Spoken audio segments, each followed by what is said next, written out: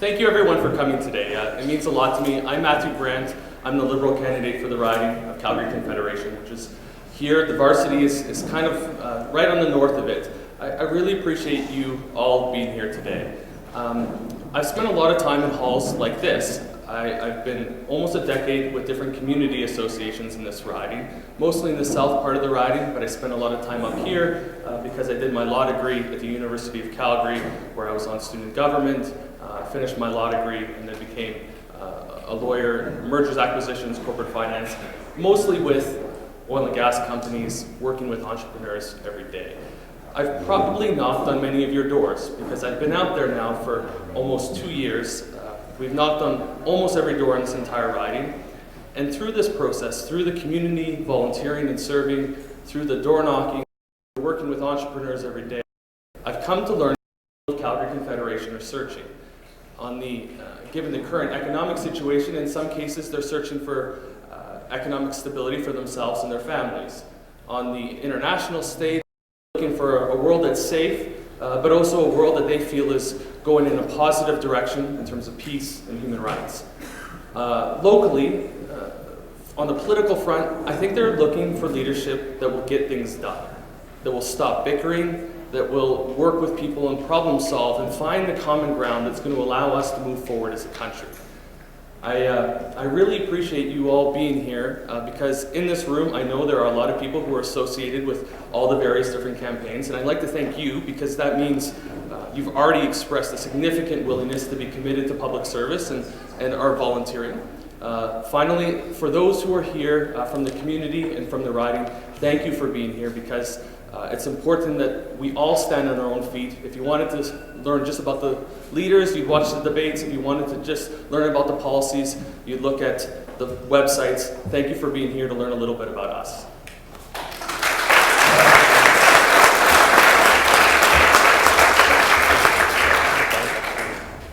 Well, good afternoon, everybody. My name is Kirk Heuser, and I'm your NDP candidate here in Calgary Confederation. That one on too, Matt? I just turned it off. I can turn it back. Okay. Oh, Try that. interesting. I'll try not to remember that a little later on. My name is Kirk Heuser, and I'm your NDP candidate here in Calgary Confederation. And I want to start talking about accountability, and I want to start talking about obligation. I was very fortunate to be born and raised here in Alberta. I was born in an NDP household in Red Deer, Alberta, which was not a overwhelmingly supported household to grow up in by your neighbors sometimes. But some very important things were taught to me as I was raised by a single mother until I was 11 years old. One, when it came to politics, is that the NDP has, always will, and is committed to people. We have your backs. We're here for Canadians.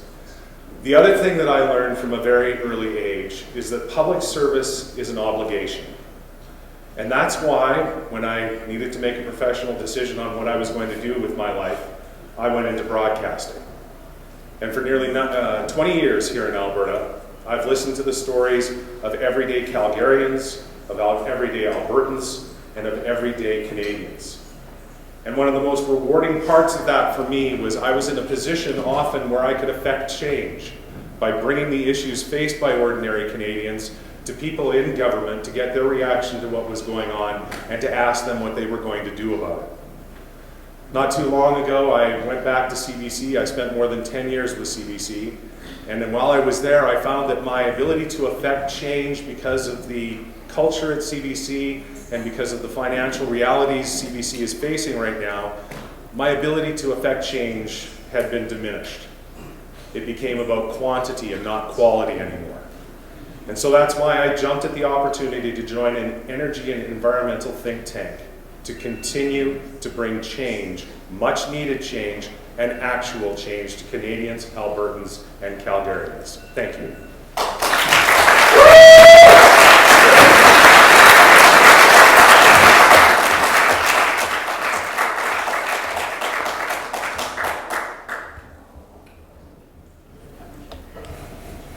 Good afternoon, everyone. Hi, my name is Natalie, and I'm the candidate for the Green Party of Canada. And thanks to everyone for coming out today. I'll introduce myself a little bit and tell you a little bit why I'm running for the Green Party of Canada. I grew up here in Calgary, actually right here in Calgary Confederation, and went to all levels of schooling here. I feel very invested in this community, and I also live here with my husband, and we're raising our 2 children here. They go to school here in Calgary Confederation as well, and I think we live in the best place in the whole world. And I think there is so much more that we can do to improve the lives of Canadians and enrich our society. And personally, my trajectory has been that I have been very interested in environmental issues as well as human rights issues, and also issues of education, and have done advocacy in all of those areas, have studied and work in those areas. I ran a nonprofit organization, and I turned it around from being deeply in debt to being an award-winning social enterprise that employed 10 people and worked to protect the environment. And what I wanted to mention about that is that we worked with 500 Calgary companies when we were designing our programs to help the environment, because that's how my view of Calgary is, that our corporations do care about the environment and work very hard to protect it. The job that I have now is to work with corporations and environmental groups to protect the environment in Alberta. So what appeals to me about the Greens is it is a party of collaboration. We want to work across party lines. We do that already. You know Elizabeth May and the work she's done in Parliament. She's been voted the Parliamentarian of the Year 3 times. She's the hardest working MP. The Green Party has bold ideas that will move us into the future. We have made climate change a priority as well as democracy.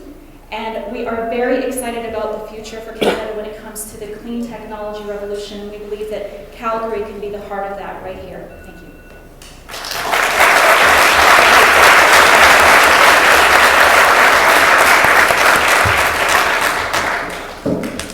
Hello everyone, it's great to be here today. Thank you all for attending, and thank you also to the Calgary Varsity Community Association for hosting this great event. My name is Len Webber, and I'm a Conservative Party of Canada candidate for this area of Calgary Confederation.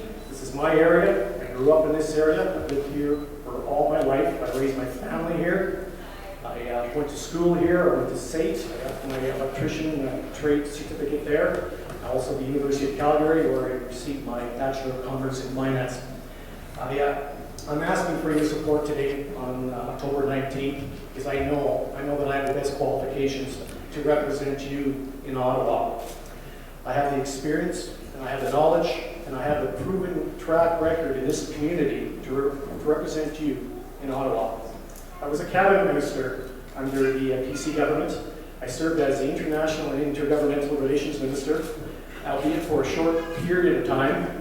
Unfortunately, I had to step down early due to health reasons with my wife at home, who later succumbed to her breast cancer.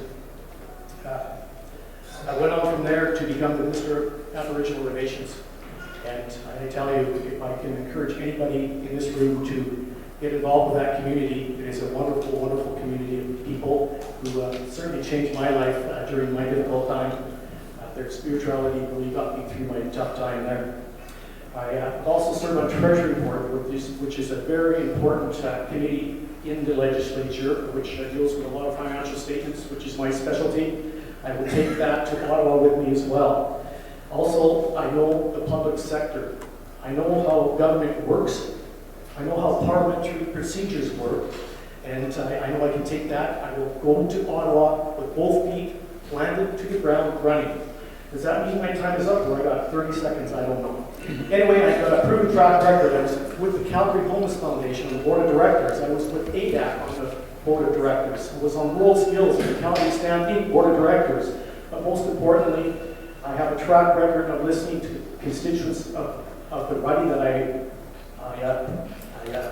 represented as an MLA, and I will continue that track record here at Calgary Confederation. Thank you.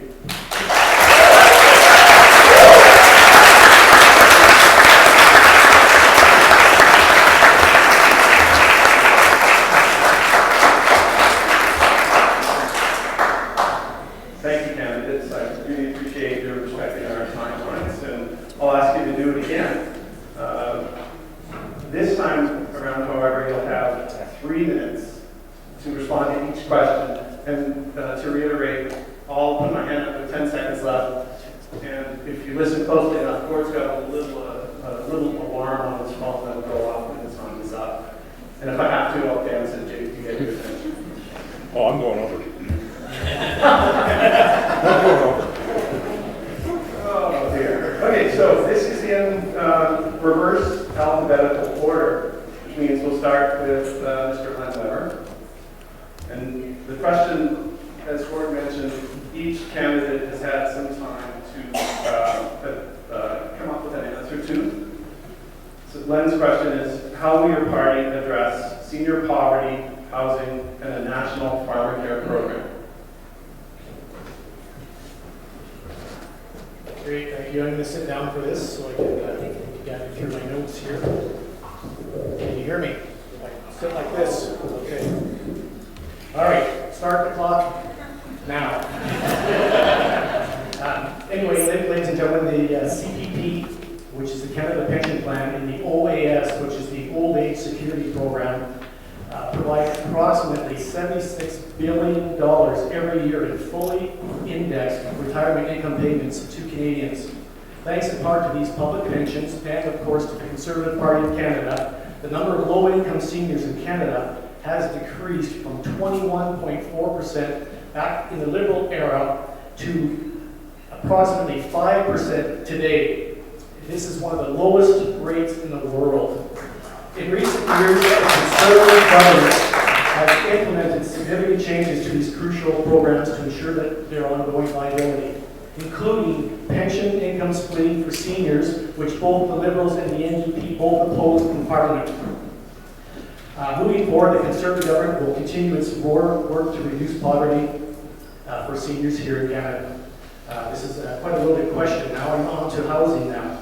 Now, with my work with the Calgary Homeless Foundation, it has helped me to understand that there are numerous issues driving homelessness. Of course, addictions and mental health, but another issue is the lack of affordable housing. And to address this issue, in 2013, as part of the Economic Action Plan, the Conservative government has announced more than $1.25 billion of funding over 5 years to extend the investment in affordable housing programs. And under this program, provinces and territories cost match the federal investment, and provinces have a responsibility for the design and delivery of affordable housing programs. I'll move on now to the National Farmer Care Program. Since 2006, ladies and gentlemen, health transfers to the province have increased from $20 billion up to $34 billion a year. That is almost a 70% increase in healthcare transfers, and they are now at record levels. The Liberals cut healthcare transfers by 30% when they were in government. The provinces have the ultimate responsibility, however, for the delivery of healthcare services and which drugs will be covered and how they will be procured. The Conservative Party supports initiatives that will reduce the cost of healthcare delivery while at the same time maintaining and improving service. Bulk drug purchasing plan is one way to do this. And a new Conservative government will support such an initiative and will continue to provide funding to the provinces for healthcare, which is expected to reach about $40 billion by the end of this decade. That is a lot of money, ladies and gentlemen. Thank you.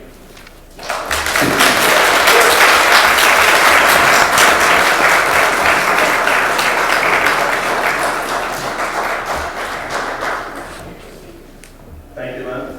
Next question, again in reverse alphabetical order, goes to Natalie of the Green Party. Natalie, what will the Senate look like in 10 years?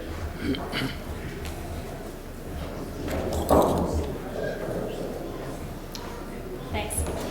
What will the Senate look like in 10 years? Well, I think everyone in this room would like it to look quite different than what it looks like today, because it's clearly gone way off the rails.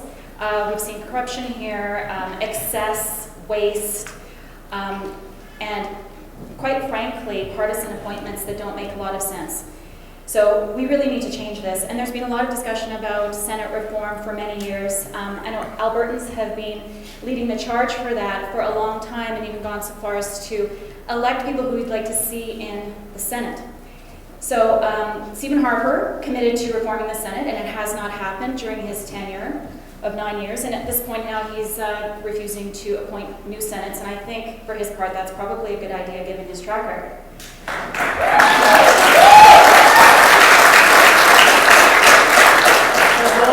Having said that, it is anti-constitutional. The Senate is embedded in our Constitution. It is for Canadians, not for any political party in particular. It's to serve Canadians. It is to create and enact laws. It is to have a check and balance for our House of Commons, and I believe that it needs to be there. No person or party has the mandate or authority to abolish the Senate. That is nonsense. What we need to do is appoint a committee, cross-partisan committee, and work together to make a recommendation to the Canadian people as to how Senate can be reformed. That can include electing senators, ensuring that the rules make them effective. I mean, there needs to be rules in the Senate, and it's astonishing that they claim clear rules now. Perhaps limited terms, and certainly we should see something other than partisan appointments, which we know that those just go to rubber stamp whatever political party is there. Now, having said that, there are excellent people in the Senate, and that's what we need. The best minds of Canada in our Senate to serve the people. So what we need to do is put forth a recommendation to Canadians and have a referendum. And so the Senate will look like in 10 years, whatever is the will of the Canadian people, and the Senate will be held to account that way. Thank you.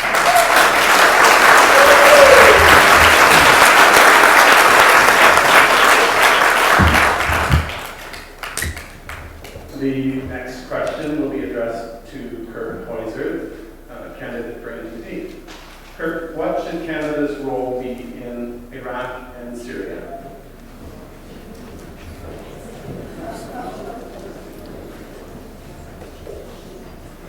Well, I think it's clear that we were all shocked by the images that we saw earlier this week of the drowned little boy on the Turkish beach. And I was very proud of Thomas Mulcair, who, when other parties went on the defense and went on the attack, he stood up before Canadians and he said, this is not the time to point fingers and to lay blame. This is the time to act. And we need to act. And we also need to rethink our participation in Iraq and Syria. The fact of the matter is, by March of this year, it's going to cost us $500 million, $500 million, to have our military personnel in Syria and in Iraq. And they're only taking part in 3% of the action that's going on over there. It's very expensive and it's not effective. So, when the NDP forms government, we will be bringing our military personnel home from Iraq and Syria.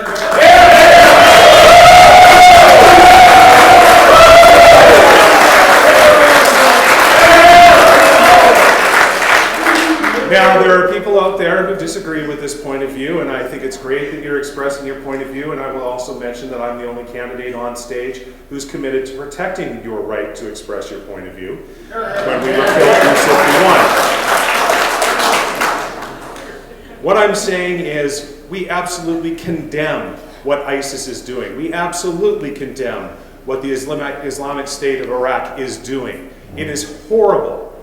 But we aren't going to save many lives doing what we're doing now. We can save more lives by going back to a humanitarian role. And I was, again, so proud of Thomas Mulcair when he stood up this week and he asked for Canada to set up a formula through which the government would match grants. And I'm very happy to see today the Conservative Party stood up in Ottawa and said, yes, that is going to happen. The government will match grants and contributions up to $100 million. But for those of you who are out there thinking to yourselves, who's going to keep us safe from ISIS? Who's going to keep us safe from the people who would do us harm? Stephen Harper doesn't keep us safe. Our police officers keep us safe. Our border service agents keep us safe. And the members of our military keep us safe. And I don't get angry very often. But when I hear that we have a leader right now who sends men and women into harm's way, and then when they get back, he's taken away supports for them, that makes me angry.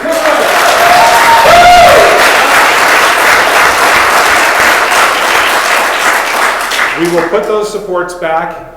We will make sure that members of the Public Service Alliance, who include our border service agents, who every day are the ones who are protecting us on the front lines, get sick leave, which they've been told they weren't going to get anymore because of the Conservative government, and we're investing more into hiring more police officers in Canada because those are the people who keep us safe.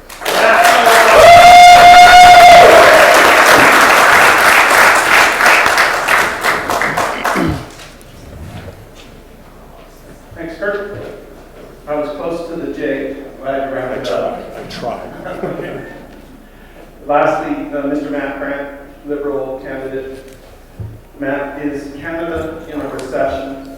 Why or why not? And what is your party's economic plan for future growth?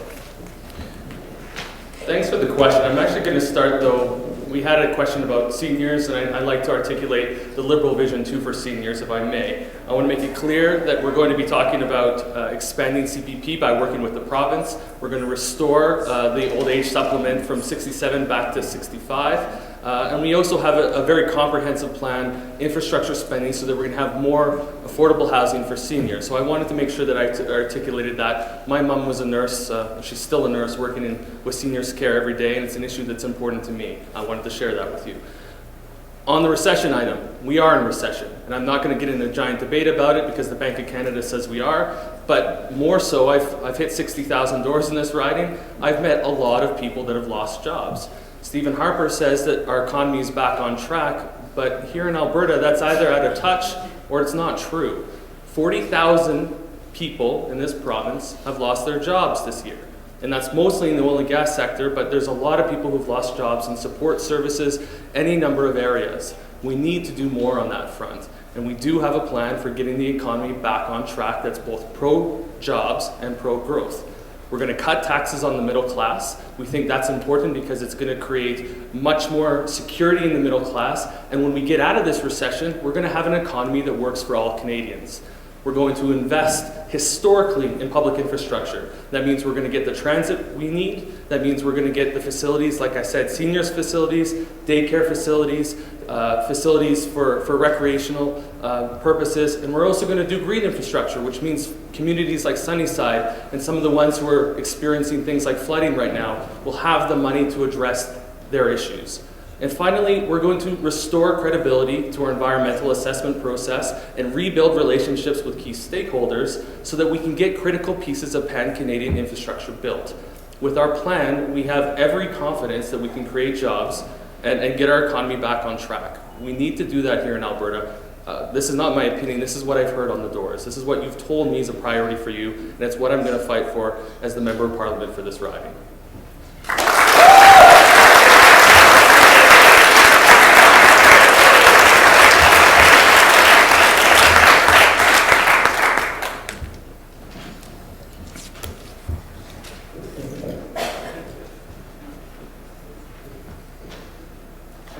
Now the fun begins. Not that that wasn't fun. So, first you guys helped out by receiving the questions that you have taken the time to write. We put them in an envelope, and I'll pull them out randomly and ask one question per candidate. They'll have 3 minutes to respond. And I'll ask for its help again on the time in there. The format will be the same. Put my hand up for 10 seconds, stand up at 0, and start dancing at plus. So we'll start with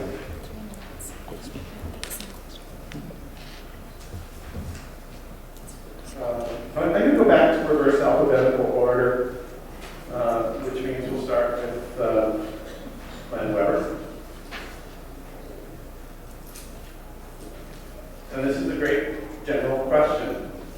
What are you personally going to do in Ottawa? I guess I'll stand for this one. Don't have notes on this one. So. Anyway, ladies and gentlemen, I do have an extreme passion for a particular issue that I worked hard for the last 4 or 5 years, and that is with regard to human organ and tissue donation. I have passed a bill. I did pass a bill in the Alberta legislature a couple of years ago regarding human organ and tissue donation. It was an act where we would develop an agency here in this province, an agency where we would have all our hospitals in this province will be ready and able to procure organs at a moment's notice. We'll have trained staff at each and every hospital. That does not occur right now. This bill, which was passed unanimously in the Alberta legislature, will go on with developing a human organ and tissue donation registry, an electronic registry, which is up and running right now. I'm very proud of that. We also will be asking each and every one of you whether or not you are willing to donate your organs when you renew your licenses or apply for your driver's license. I think that this is a passion of mine. I know it's a passion of mine because I've met many people who have since passed waiting for organs. Yet there are organs that are available to be procured, but we just don't have the trained staff on board able to procure these organs in remote areas of Alberta. Every province works in a silo system. I want to bring to Ottawa a national organ tissue donation agency where all provinces work together. I've always with the Canadian Blood Services, we've had a number of meetings, and they need someone like me to push this forward on a national basis, and I'm ready and willing and going to do this when I get to Ottawa. The Canadian Blood Services have the infrastructure in place right now. We just have to get someone on board to push it, and that's what I will do when I get to Ottawa. That is my pet project. Thank you.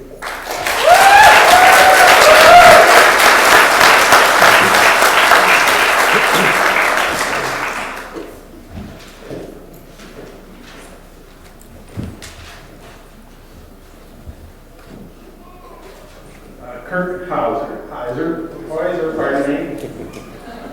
3 strikes on that. Okay, please briefly say why you support or don't support Bill C-51. Secondarily, is it constitutional? Thank you very much. The answer to the first part of the question, no, I do not support Bill C-51.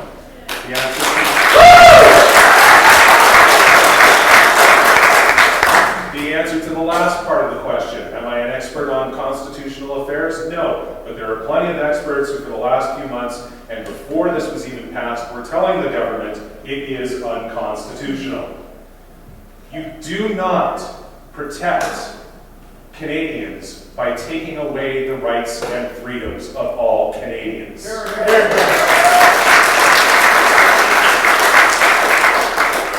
And a lot of people say, what is it about the specific language in Bill C-51 that you don't like? It's not the specific language that scares me and should scare you.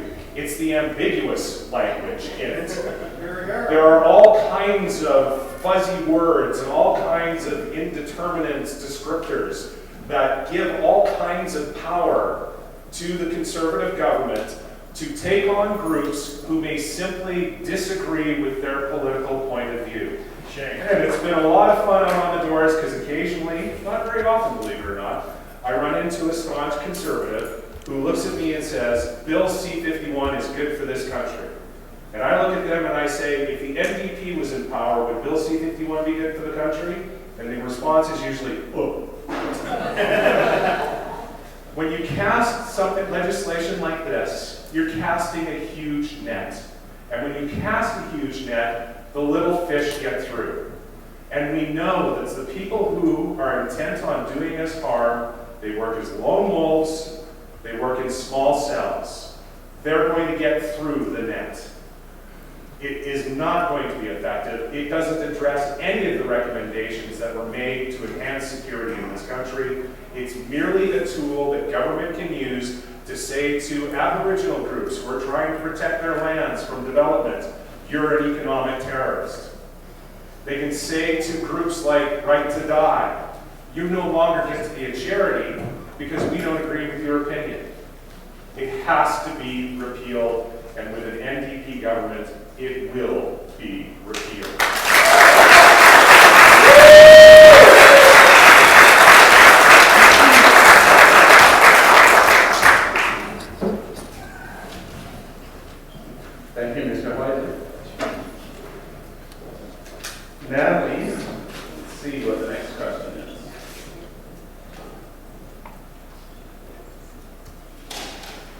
Please tell us about your views on the future of two national institutions, Canada Post and CBC.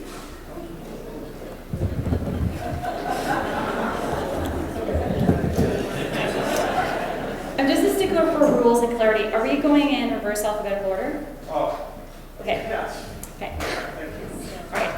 All right. So thank you. You wanted to cease this question? You did a great job. But I did want to make a small correction because I think, Kirk, you might have said that that NDP is the only party that would repeal C-51. Is that correct? Well, I mean no disrespect, but we're the only party that has a chance to be in power and therefore.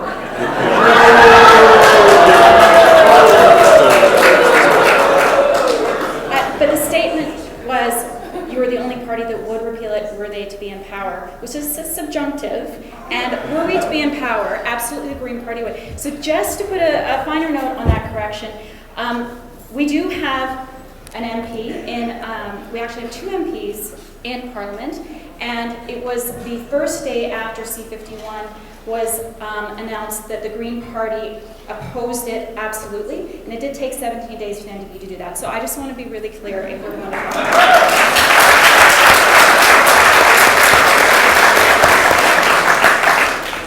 two institutions, Canada Post and CBC, thank you. Canada Post, I don't know if a lot of people know this, but Canada Post actually is profitable. And for some reason, Conservatives want to cut funding to Canada Post and stop delivery to people's homes. And what the Greens are putting forth is the following, that let's really look into this deeply, because in other countries where they're facing the same thing, where people are now using email and not using post as much, how do we move into the future? How can we adapt to that? And there's a lot of ideas. There are countries that use their postal outlets for 90 other services that provide services to people in local outlets and local communities. So there's a lot of innovation that can be used aside from just slashing Canada Post. There are other things that we can do with it. So actually the Green Party is in favor of putting money back into Canada Post and looking at what other services Canada Post can provide. Why would you cut a national institution that is profitable? Does not make sense.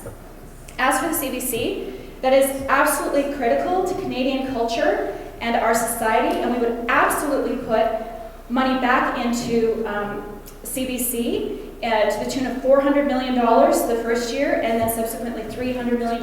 We need to put staff back into CBC, bring the levels of staffing back up, and we also need people who are in charge of CBC who are nonpartisan, so that we can make this the service that has always been delivered fantastic Canadian stories across the nation that are relevant to people who live in all parts of our country.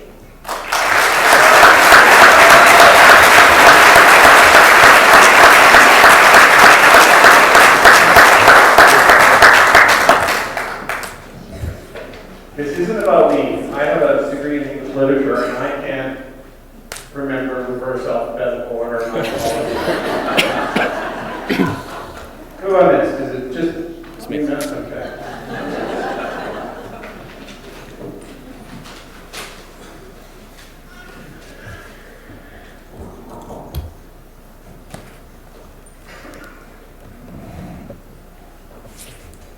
How do you reconcile a punitive carbon tax against maintaining economic growth? I want to start actually, the challenge of going behind is I've heard three questions that I'd love to address, and I'd like to respect the format of this, but I wanted to say that afterwards, if anybody wants to talk to any of us, I'm sure we'd be all happy to talk about CBC, C-51, postage, and what we do as MP. I'm going to address the question now. The fact of the matter is the Liberal Party platform isn't proposing a carbon tax. What we're proposing is an approach where we work with each of the provinces and say, in different provinces, they have different economic needs, they have different industries, they have different economic drivers. Each province is going to be said, we'd like to reduce CO2, and we want that to be in accordance with our international obligations and what our scientists are telling us that needs to be done. And each province is going to be able to establish the means to which they hit those targets. We're all going to go to the Paris conference in December and communicate to the world that this is an important issue and that we will get back on track with dealing with climate change. But I want to make it very clear, we're not going to do the top-down approach of the old. We're going to do something that's collaborative, that works with the provinces. And I don't know what that's going to look like in Alberta. The NDP government right now is establishing its carbon strategy, and it will continue to do so in the next little bit. And as Prime Minister of Canada, Justin Trudeau has interest in maintaining good relationships with all the premiers and working with them to establish how we're going to address this issue nationally. But I want to make it very clear that if we do something on the environment, it's not something that as a province here in Alberta we need to fear. I work with oil and gas entrepreneurs every single day, and they want to do something on the environment. They are very, very proud of the industry they're running, and they are sick of feeling like the bad guys. They want a prime minister and a premier and an entire country that's going to be active on the climate file while celebrating the opportunities that are unique here in Alberta for being an energy and entrepreneurial superpower. Under Justin Trudeau and the Liberals, that's what we're going to get.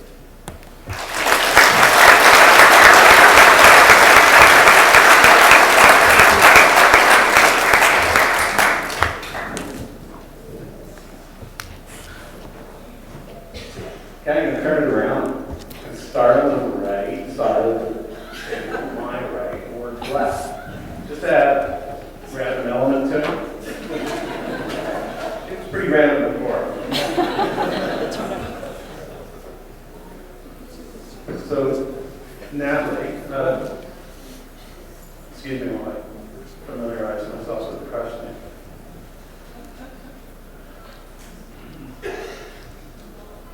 Okay, this far, the issue of science policy has not been a campaign issue.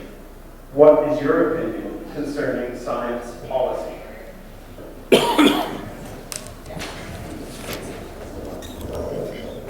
Okay. It's a bit shocking that this is even a question in 2015 in Canada, a developed country. We need to reinvest in science, particularly at the federal level. We need this for a number of reasons, but we are very dependent on science to make decisions at a high policy level. And we've been cutting away at science. And not only that, when we do have science, we are gagging our scientists from speaking about it and making science policy very partisan. So you're right that it hasn't come up very much as an issue yet, but as we move into the future, what we are going to need to do is be at the forefront of the clean technology revolution. And that is going to require all of the science, innovation, research and development that we can have, and we are going to need our scientists to do that. So we need to put the investment back in where it has been taken away. This is of enormous value to us as a society and as an economy. So it's absolutely critical. I can't imagine that anybody disagrees with that point of view, but that has not been the course for the last several years under this government. So we need to give those scientists back the respect and funding that they deserve and we need them to have.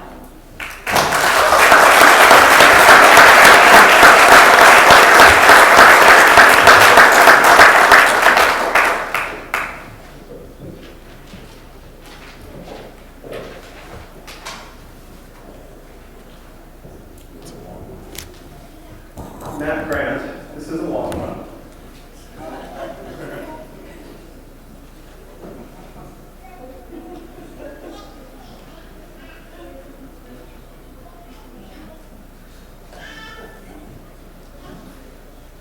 Okay, I'll do my best to do credit to this question.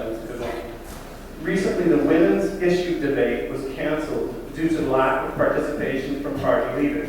Even more recently, a document was leaked which revealed the status of women in Canada is even worse than some people thought. What do you believe is the largest issue facing Canadian women, and what will you do to fix it? That's a great question. I'd like to say that we had two leaders that wanted to continue that debate and actually talked on a nonpartisan basis about continuing it even though it fell apart, and that was Elizabeth May and Justin Trudeau. We continue to try to advance those issues because they're important. Now, for me personally, I think we need to make sure that we empower young people with the choices. Let's put it this way.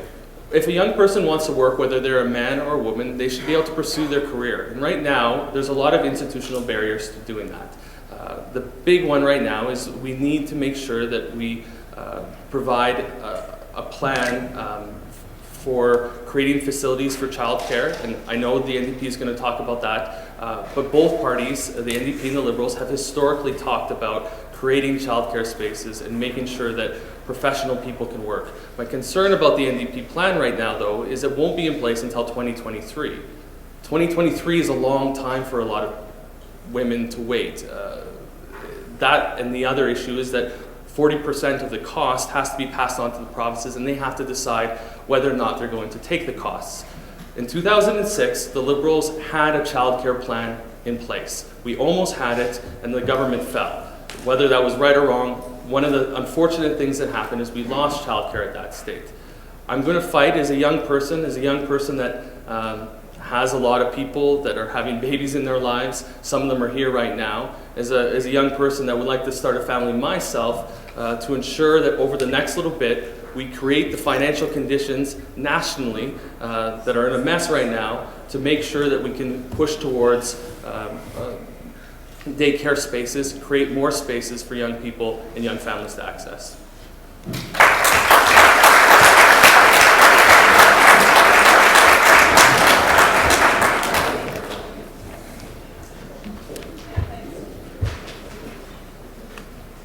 Great questions, everyone, by the way. Thanks for the input. Very helpful.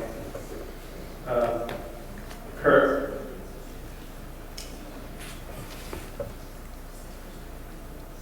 Should an election where a party gets 39% of the popular vote and 54% of the seats get 100% of the power?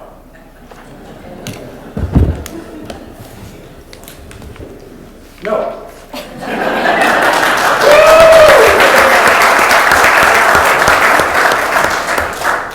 And that is why the NDP government is vowing to make this the last unfair election in Canada.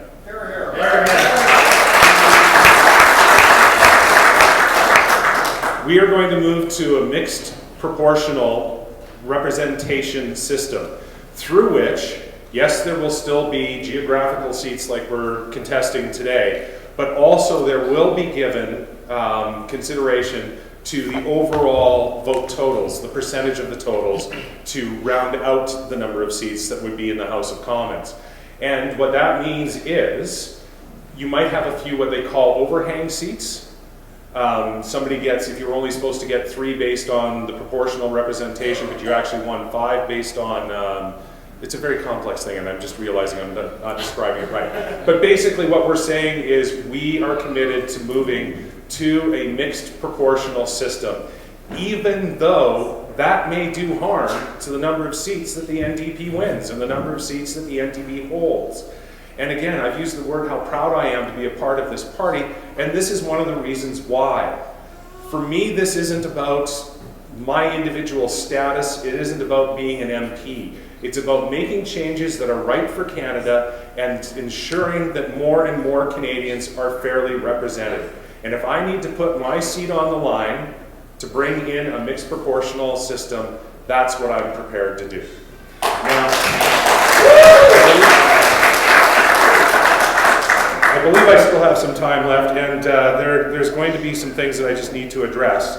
Matt's right when he says that the Liberals are going to make historic investments in things like EI, affordable housing, seniors, because basically if they put $1 towards it, that will be history.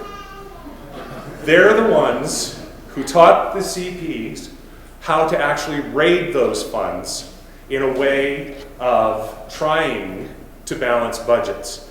Something like $36 million during the Liberal time, $1.8 billion was taken from EI to try and balance a budget that was never balanced by the Conservatives in this last budget. One of the other things that they talked about was our child care plan and how it's not going to be fully implemented until 2032, I think was the date. 23. 23? Thank you. Was the date 8 years from now. Yes, a lot of people are sitting here going, you guys are making all these promises, and how are you going to pay for it? How are you going to pay for it? Yes, some things are going to have to be ramped up slowly. But the fact of the matter is, for more than 12 years, the Liberals made a promise for universal child care. They never fulfilled that promise. Stephen Harper promised 125,000 child care spaces in this country. He created not one. I'm not sure that you should be criticizing people who are actually going to be making changes.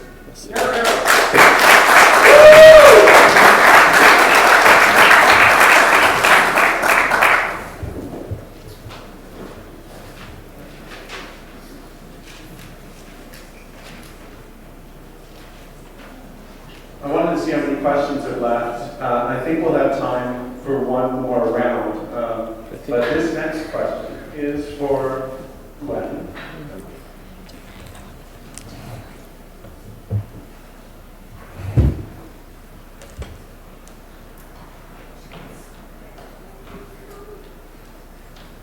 Many people who are able to run for office. Pardon me. Start again. It's another really good question. Many people who are able to run for office come from a place of privilege. How do you systematically check your privilege? And how do you ensure to stand up for those that are less privileged?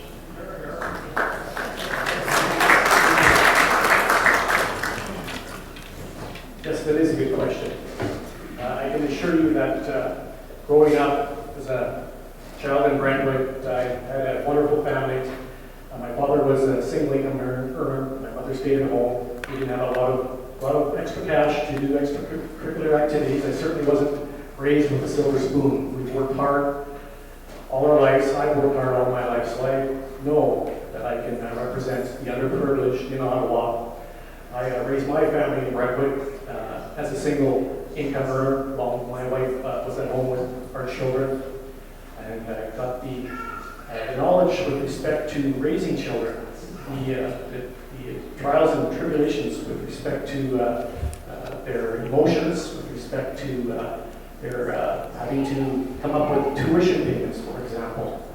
It was a struggle, but we understood the difficulty, and we saved for all these difficult situations. And I'm able to take that now. What I've learned through raising a family, through my childhood, is to bring that to Ottawa now, to be able to represent the people who are not quite as fortunate as others. That is important to me, to be able to represent that group of individuals. So yes, that is about all I have to say about that, is the fact that I can represent each and every one of you, no matter whether or not you have a low income or whether or not you have been raised with a silver spoon. I will be able to represent you in Ottawa. So thank you.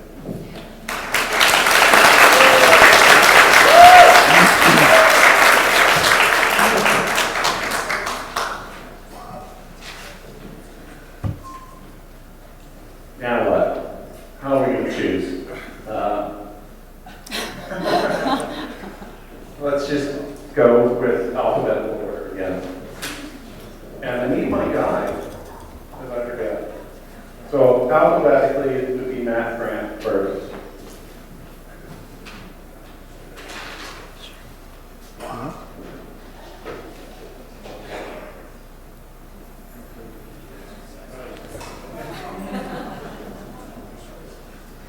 Actually, this one's addressed to a specific candidate that isn't Matt Grant, so I'll put it aside and use it when the time comes.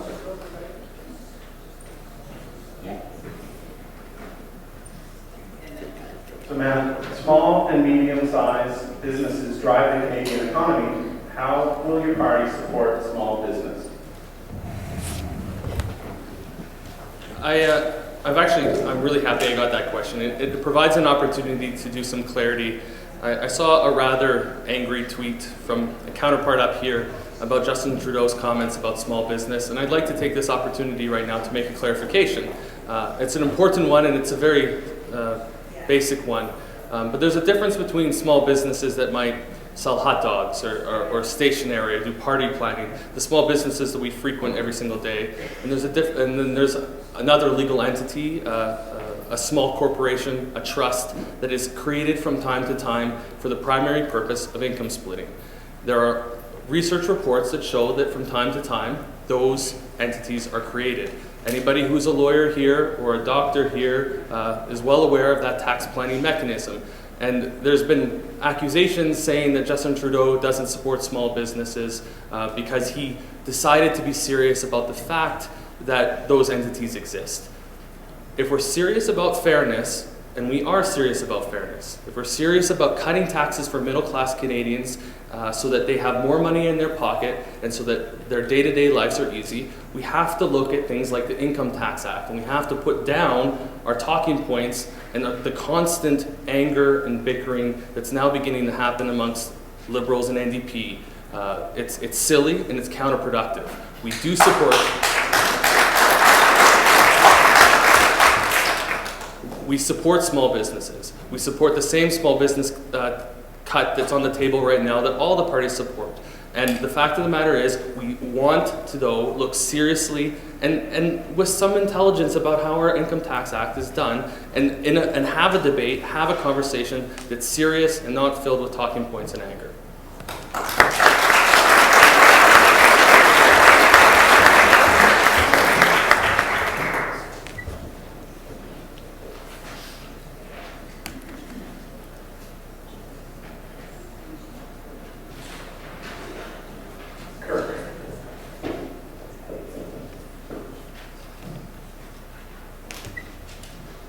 How is your party going to support the economy and balance the budget at the same time? This is, it's one of two, I don't have two.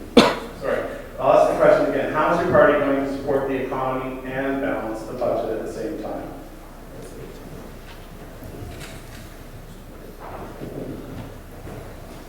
So let me take a moment just to address what was said here a second ago about the angry tweeter. What Mr. Trudeau said was that a large percentage of small businesses in this country were set up to be a tax haven by the rich.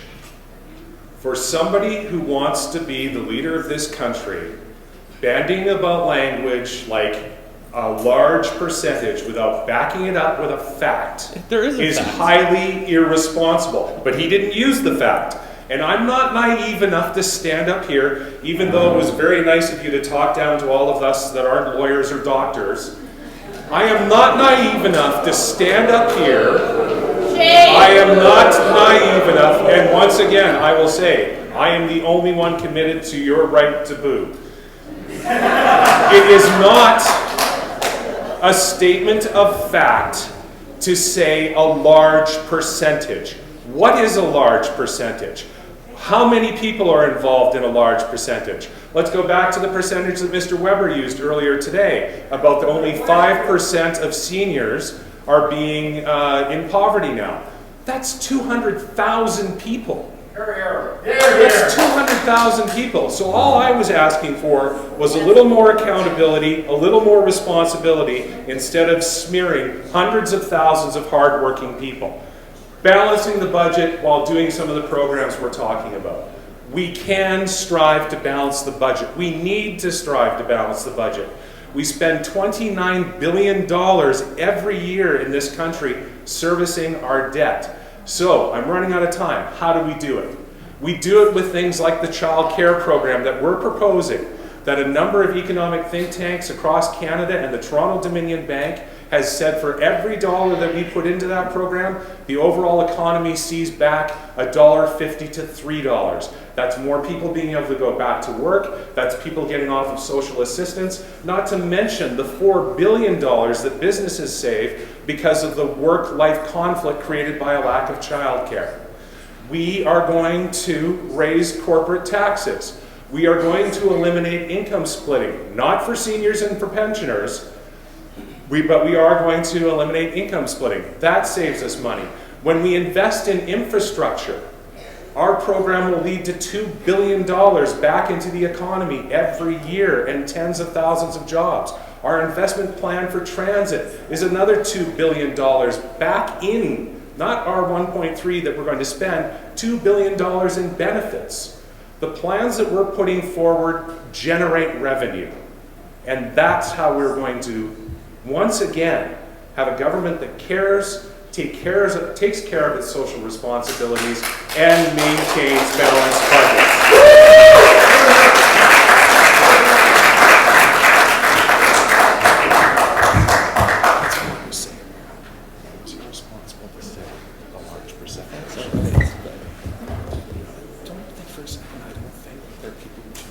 Perhaps I should sit over there.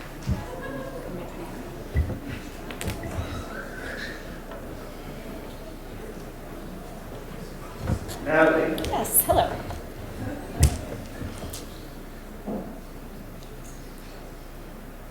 Bill C-24 makes new Canadians second-class citizens.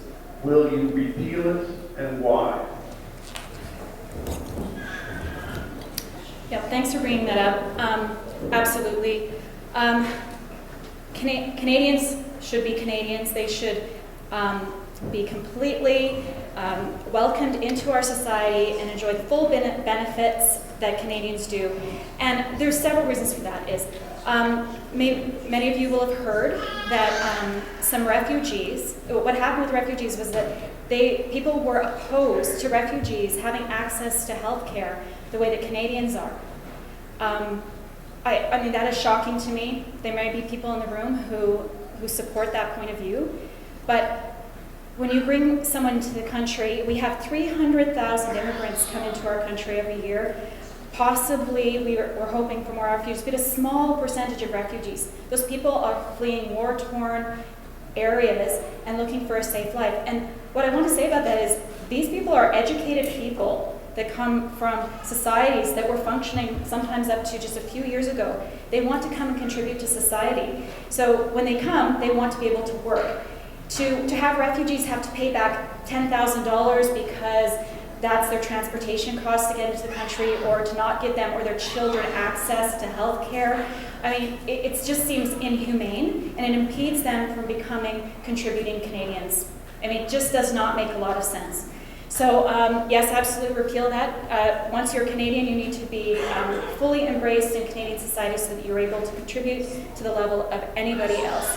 While I have a little time left over, I feel it is incumbent on me as the only woman on this panel today. I need to talk about gender equity here. And our colleague here, Len, I think he's got off pretty easy considering the situation our country is finding itself in today. Pay equity legislation. There was a pay equity task force which had to look at pay equity in Canada to bring us into line with national and international human rights requirements. I mean, Canada is behind on human rights requirements for gender equity. And this task force made recommendations, and Stephen Harper ignored them completely. I guess he's comfortable with women doing the same job as men, but earning far less. And this is something that affects women when it comes to poverty. We need to have pay equity. He tried to strip from the status of women organization the mandate for gender equality, for women's equality. He tried to strip that, and he only wasn't able to because of a public outcry. So when it comes to poverty, we need to be helping women get on an even level when it comes to working. They need childcare and they need housing. Single mothers with children are the largest percentage that are without housing. We need to do something about it. So we need a government, which hasn't been the case for the last few years, that actually demonstrably cares about that.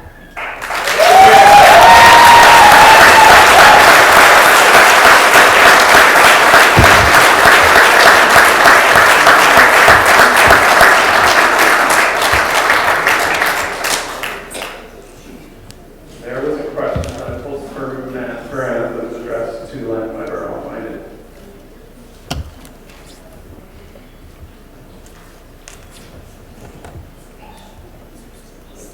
Or not. Thanks for a second. Lisa McDowell. As a two-pager. Finance policy. Agenda. C-51. Sorry, guys. You know what? There is a couple more questions left. I'm just going to... Oh, here it is. Can I have some questions?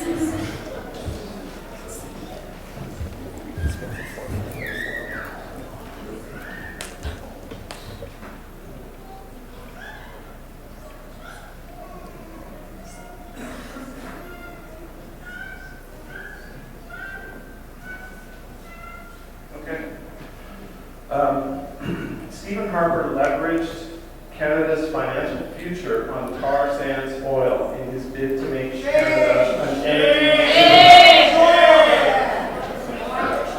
Now that the price of oil is low, that's not good economics. Can you share your views on this urgent matter?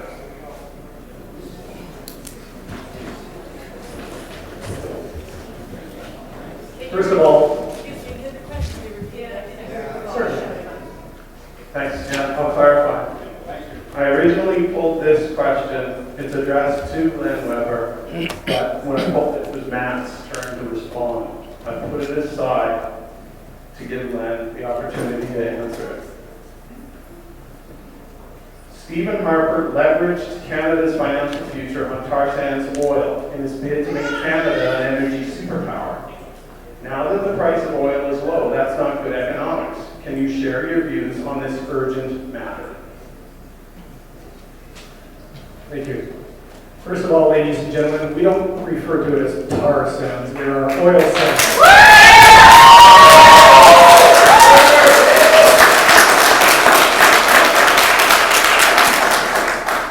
And I can tell you every time that I hear somebody refer to it as the word tar sands, you know damn well that they are very left-wing socialists who want our tar sands.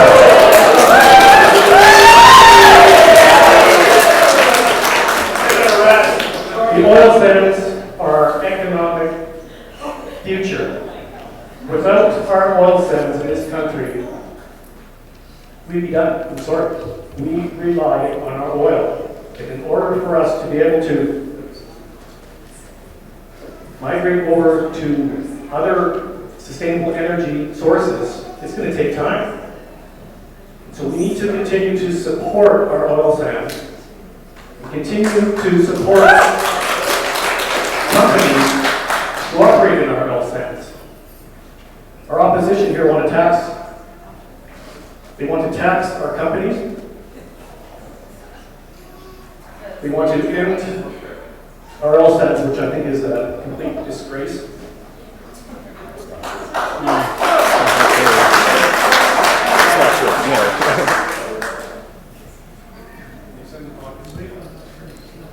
Anyway, back to the question directed to me on the oil sands.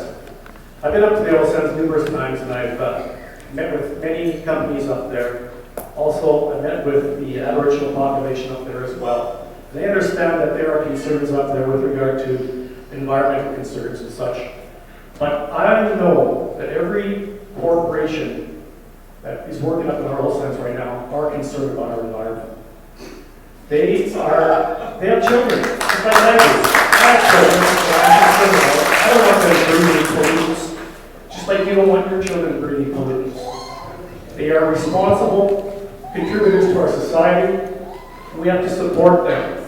To shut them down would mean the end of the way we live today. I'm sorry, but that is a fact. Thank you very much.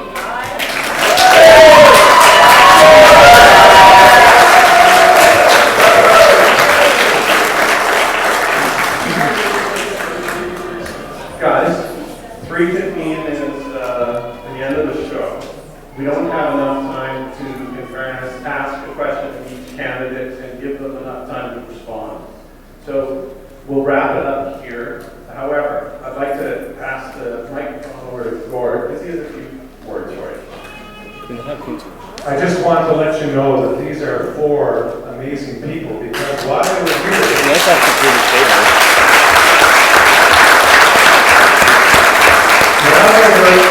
while I was sitting there, I was watching on social media and they're all tweeting. Now, how do they do that? Incredible.